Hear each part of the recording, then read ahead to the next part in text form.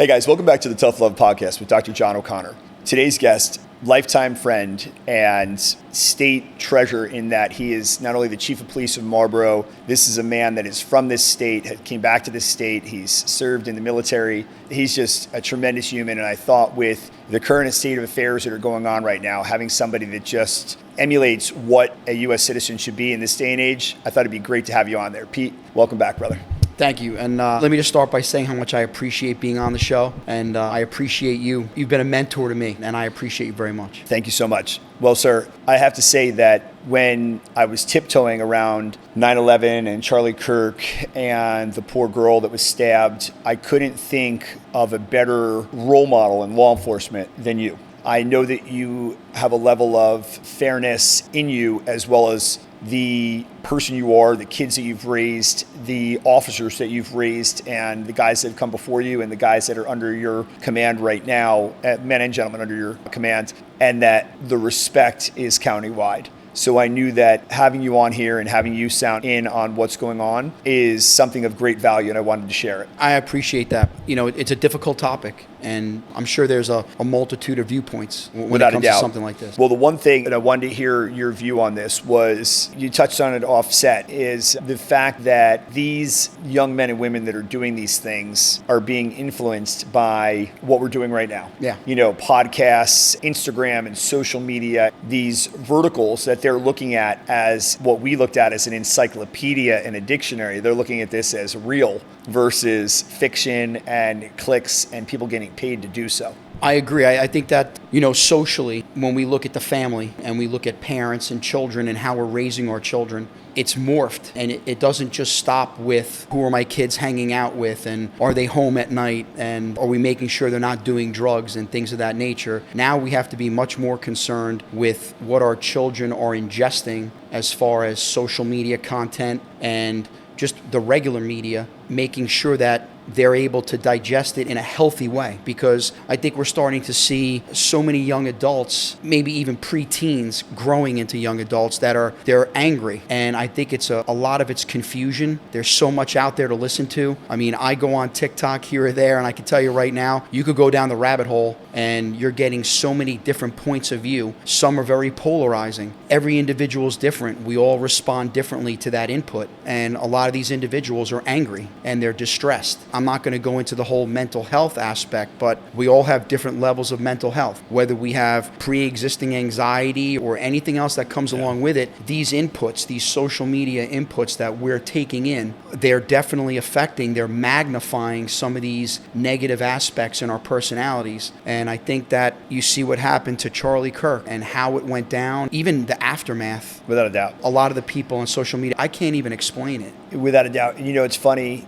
when you're a chief, and I know we've had many a meal together. When stuff happens, you guys speak as a state, and stuff goes through from the mayor, political office and whatnot, it falls on your desk. So you are almost a politician sometimes, as much as you are in law enforcement, that you have to be able to massage and speak to the community on behalf of all opinions. Yes. And then come from a perspective of what is based on integrity, the law, and what good people should do. I got a couple things, and you know, I've been getting, as I get older, I've definitely been tapping more into spiritualism and religion. And I got a fantastic one from a rabbi, you know, talking about blessing Charlie Kirk for his religious conviction, for his ability to listen, and for his power to stay true to what he believed. That really was something that I was like, wow, can it get better? And then another religious person came and spoke about it. And I was like, you know what?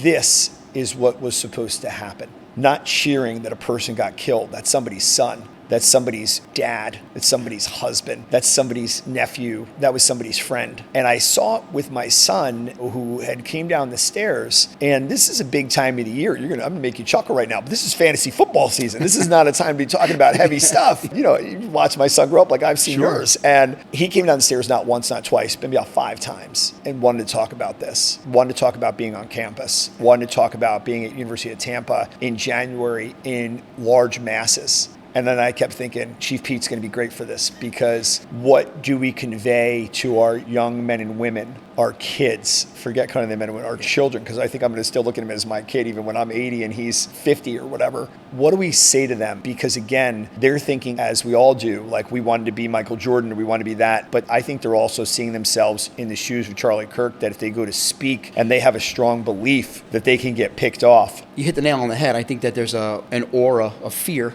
about speaking your mind for some of us. I don't think everyone feels that way. There are quite a few different groups of individuals out there that feel they could say and do whatever they want to do. And this goes back, I'm going to take a step back, when you look at just the whole anti-Semitic movement, where I have grown up in Marlboro Township.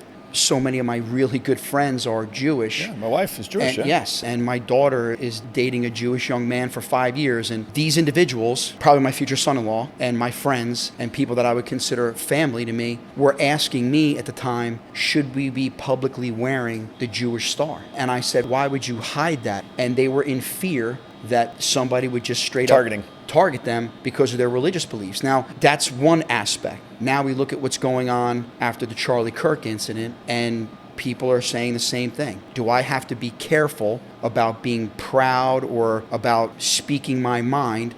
A tone of discussion. We're not talking about an argument. We're talking about having a discussion, because if you say the wrong thing, if it's not taken the way they want it to be taken, am I going to be targeted now? Yeah, and it's scary, right? Because they always talk about that. This is lawful, right? Copycat. Yeah. My comment is this, though, is know the room. Right? Know the room, know the people that you're speaking to. I've always been a kind of person that if I'm not around people that I feel family or loved, I'm not going to be so open about my feelings, but that's just me. In this kind of a setting, This makes you a good chief. Yeah, well, I know that I could be comfortable with you, or, I could be comfortable with my family, and only because we speak openly, and that's normal conversation. You might have your point of view and I have mine. But I would tell my children, I have told my children, know the room, know who you're around. There's no need for you to take part in every conversation or weigh in on every topic, especially when it comes to, what are the bad ones, right? Don't talk about politics, don't talk about religion. Those are the ones you might want to stay away from. I'm not making light of what happened to Charlie Kirk, but at the same token, I think Charlie and his family and the people that support him would say this: do not fear who you are. I don't want my child or your child, my family, your family, to be fearful of walking the streets or being part of a conversation or taking the train. Be aware of your surroundings. I don't want them to walk blindly through life, but at the same token, we can't live in fear. 100%. One of the things that I wish I'm going to try to find it and make it part of this podcast was they pulled up MLK and they pulled up Nelson Mandela and Charlie Kirk, and they had all these faces popping up that they were these powerful communicators, regardless of their message, their ability to raise the hair on your arm, the ability to make you think, right? For us as career athletes, even law enforcement, you've always been on a team, SWAT and everything in between, coaches that could make you want to run through a wall. But at the same time, players that stop playing, or people that don't want to be led because they were petrified, or the opposition that was afraid of that powerful leader. And this is where it's the awkward line of law enforcement, right? And you look at it and say, yeah, it's wild, right? Somebody that's so good at this was his job. He made a career of this, that he was a threat. Yeah. That's something, too. I can't explain the exact reasoning why they perceived him to be a threat. Yeah, it's wild they call him a threat. The more I listen to him, the more I'm like, he was strongly opinionated. He was. But this wasn't like he was saying like a genocide thing where everybody needed to be killed. He was just giving you an intellectual rationale in a very effective manner that just shut people down that were screaming belligerently at him. And it was like, listen, this kid is a professional debater. You're in it. I mean, from my perspective, I don't see how anybody could look at what he did and see it as a negative. I really thought that it was positive that he wanted to go to colleges. It was positive that he wanted people to bring point and counterpoint. And he let them talk. Yeah. And that's part of debating. That's part of having a discussion. And, it's healthy. It's part of intellect. Yeah. It's part of grow learning. Perspective, right? Yeah. Like you're not going to agree with everybody. No, you're not. And sometimes being empathetic, I hope I'm using the term in the right way here, is you and I might have different points, but empathy is what helps us find a middle ground. So you might have one stance, I might have another. We might not totally agree, but somewhere in the middle, through empathy, we find that middle, that common ground where, okay, I'm going to agree to disagree on certain topics, but but we can agree on others. I think that's what makes great friendships, right? Even in business, in departments, you want somebody to question, not defiance, but question the rationale. Then when they agree on it or offer some other ideas, my belief is that that sharpens it. That doesn't detract from it. That makes it stronger. Yeah, I think you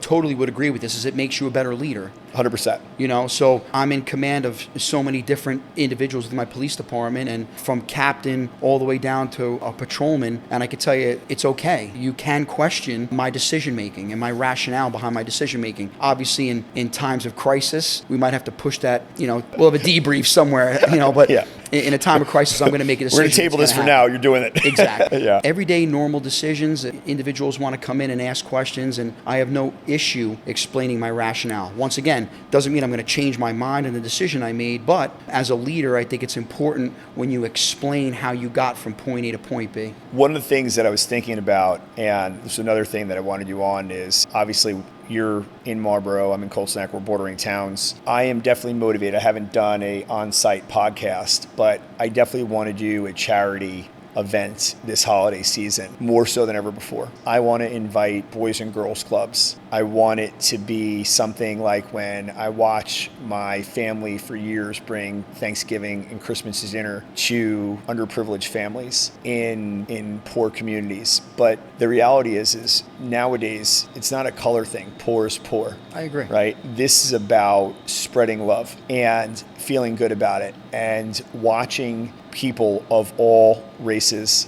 religions, size and shapes, preferences be in one space and not talk politics for a second, not talk religion, but just embrace and enjoy one another. And I'm going to definitely call you, so get ready for it, because I'd love to be a part of it. But I definitely am going to go to big businesses. I want to go to municipalities, and I think it's something that we desperately need, almost like a Christmas tree or the candle lighting ceremony, because we are lacking. I laughed. It was like my inspiration. You're going to chuckle because we were kids. Stay Puft Marshmallow Man and Ghostbusters, and they started singing the song because they don't believe there's no love, and then all of a sudden one of the old Motown songs came on or whatever, and I'm laughing. I'm like, this is what I feel like our society is so full of hate right now. Yeah, it's scary actually, and like people cheering in the Senate and this and that. I'm like, I relate again. You do what you're going to do. That is like my team, and I'm coaching my basketball team, and the best player on the other team goes down with an ACL, and God forbid one of them cheer. What would happen? Yeah. I'm like, listen, there's one thing when we're getting into it and something happens, it might be unsportsmanlike, but if somebody takes an injury, you take a knee. Yeah. You give them that silence that you would expect if you got hurt. And I feel like that's gone away a little bit, unfortunately. And I think that it's going to take us as individuals to look in the mirror and use social media, use our status to say, I'm just here to spread some love, just here to make people feel safe, loved, welcomed, understood, and know that as like, I had a really successful guy, actually used to live in Marlboro, now lives down in Florida, say something. You and I both are in the 5th inning of a 9-inning game, and there's a lot left to play, but we've seen a lot. We need to make an impact. We already have, but our children and their children need to see people draw a line in the sand about being better versions of ourselves and holding ourselves accountable, so they see that we're doing something that's selfless to feel like, hey, being nice isn't so bad. Yeah. They're not getting paid. They just wanted to be solid people. So one last question for you before we wrap it up. What is the holiday season? I know the last couple of years, Charlie Kirk and 9/11, everything's came down, but you're right, like there's been a big push of anti-Semitic stuff going on. What is the holiday season looking like in Marlboro as far as, I know you guys already do planning, you just had your town day. Do you guys have any added security and stuff like that when you guys do like a tree lighting or? Yeah, we'll have more staff around. I mean, it's any time of big gathering. So we just had Marlboro Day. Got it. That's a pretty big gathering. And we'll have thousands of people, coming in and out throughout the day. And we have to make sure that we have presence. Yeah, and a pretty heavy presence. But we don't want to make it so that you could tell there's a heavy presence. It takes a lot. It takes a lot to make something like that happen. And then, with the holidays coming up, there's also gatherings that are going to happen outside of Marlboro Township Police Department or Marlboro Township itself, meaning, there's going to be private synagogues, private churches, private temples. They're always going to have their own events, and then we'll help them in any way we can, of course. Awesome. awesome. Of course. Last thought. What do you think, as a person in law enforcement, the quality person you are, what's a great statement if you were speaking to the community to close out this podcast about just doing your part as an individual? It's difficult, but in law enforcement, we can't pick sides. And I wish that people would see the world through our lens and understand that in law enforcement, we protect our entire community. It doesn't matter. It doesn't matter the color of skin, doesn't matter the religion you practice, it doesn't matter how much money you make. I just wish that everyone saw the world the way we did, in a sense that everybody's the same to us. I'm not going to diminish individuals in special needs capacities. I'm not saying we're all exactly the same, but we all share the same common goal. Everybody wants to be safe. Everybody wants to raise their children in a safe environment. They want to be able to put the head on their pillow at night and sleep peacefully, knowing that they're not going to be attacked for something as little as their Race, religion, whatever. their stance, or stance on a topic. You understand? So that would be my final note right there, is that just look at the world through the lens of we're all in it together. I don't think people realize that. Without a doubt. But we're all in the same fight together. And, you know, some days you're going to wake up and you might be angry, but to take things as far as we saw recently, I don't know. That can't be our society. We need to be better. I couldn't agree with you more. And the reality is that the more I think about it, is so many of us are working on being a better individual. And I know, as a national performance coach, when I come into practices now, I speak to them. I talk to them about the importance of the power of one more thank you, one more share an intention of what you want to do, growth, gratitude, kindness, because it used to be success and money and all these things, but health is fleeting. Age is not stopping. And when it does stop, it's a whole different kind of stop. It's over. Stop. Dead people don't spend money. Yeah. I would love to think that the podcast we offered today gave my audience, your audience, the people that support you, the realization that as a society, as individuals, this is a huge part of each individual. And maybe you never feel like every vote counts, but this, I feel like there was never a bigger time that there was I believe it was a Christian movement of pay it forward. And we need to start practicing that again. And we need to start instilling that in our kids, the power of being genuinely nice and being appreciative and being grateful. And I think that when people do that, I think we're going to see a different world. We're going to see the sun again. Yeah. And I think that's something that is very important. So, Officer Pezzullo, I can't thank you enough as a friend, as a brother, as somebody that protects our community. Thank you. Thank you for all that you do. Thank you for your service. And thank you for joining me today as a guest. Guys, Officer Pezzullo, Chief Pezzullo, is absolutely a great person. It took time out of his busy schedule to get to me, missed something else tonight to be here tonight because of the weight of the matter we were discussing. So thank you. Thank you so much. I hope you guys enjoy the podcast as much as I loved delivering it. God bless you all. We'll see you again soon.